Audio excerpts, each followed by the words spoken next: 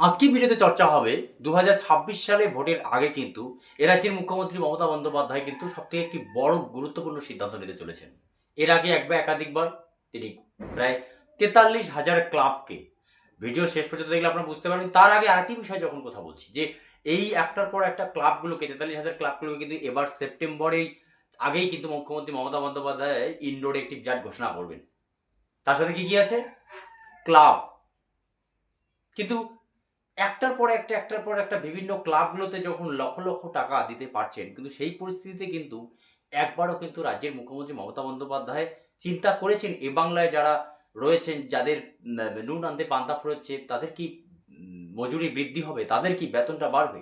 আশাকর্মী থেকে শুরু করে সিভিক ভলেন্টিয়ার থেকে শুরু করে প্যারা টিচার থেকে শুরু করে সরকার বিভিন্ন প্রজেক্টগুলোতে কিন্তু লক্ষ লক্ষ টাকা কিন্তু বৃদ্ধি করছে। কেন এই কথাটা বলছি? তার কারণ ৭৫,০০০ থেকে ৮৫,০০০ টাকা করা হয়েছে। ৮৫,০০০ টাকা এবার কিন্তু করা হবে আপনার প্রায় ৪৩,০০০ পুজো কমিটিকে দেওয়া হবে প্রায় ১,০০,০০০ টাকা করে। কিন্তু আজকে এই বিভিন্ন সেক্টরে যারা কাজ করছেন, হাজার হাজার কর্মচারী, তাদের জন্য কি পশ্চিমবঙ্গের সরকার, মমতা বন্দ্যোপাধ্যায়ের সরকার চিন্তাভাবনা করবে?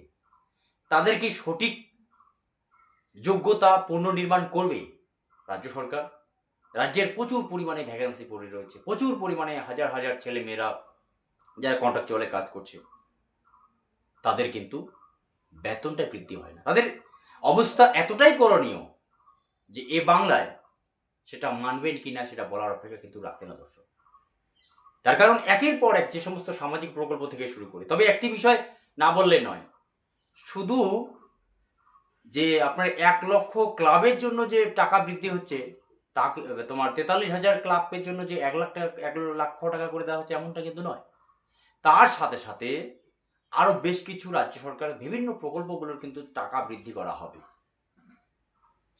যেই প্রকল্পের মাধ্যমে রাজ্য সরকার তার নিজের মতন করে তার জায়গাটাকে ঠিক করতে পারবে এবং আগামীতে তোমার 2026-এ বিধানসভা নির্বাচনের আগে কী করে নিজেকে আবার শক্তিশালী করা যায় সেদিকে নজর রাখবে। তার মানে ধরে নেওয়াই যায় যে সামাজিক প্রকল্প, তোমার কন্যাশ্রী হোক, রূপশ্রী হোক এবং বিশেষ করে লক্ষ্মীর ভাণ্ডার হোক, এরা বলার অপেক্ষা রাখে না যে লক্ষ্মীর ভাণ্ডারও কিন্তু বৃদ্ধি করে হাজার হাজার কোটি টাকা কিন্তু এক্সট্রা চলে যাবে। এটারও সিদ্ধান্ত কিন্তু নেবে রাজ্যের মুখ্যমন্ত্রী মমতা বন্দ্যোপাধ্যায়। কিন্তু আমি ভিডিওর মাধ্যমে দৃষ্টি আকর্ষণ করছি যে এই রাজ্যের মুখ্যমন্ত্রী মমতা বন্দ্যোপাধ্যায় উনি কি একবার হলেও এই অস্থায়ী কর্মচারীদের কথা চিন্তা ভাববেন?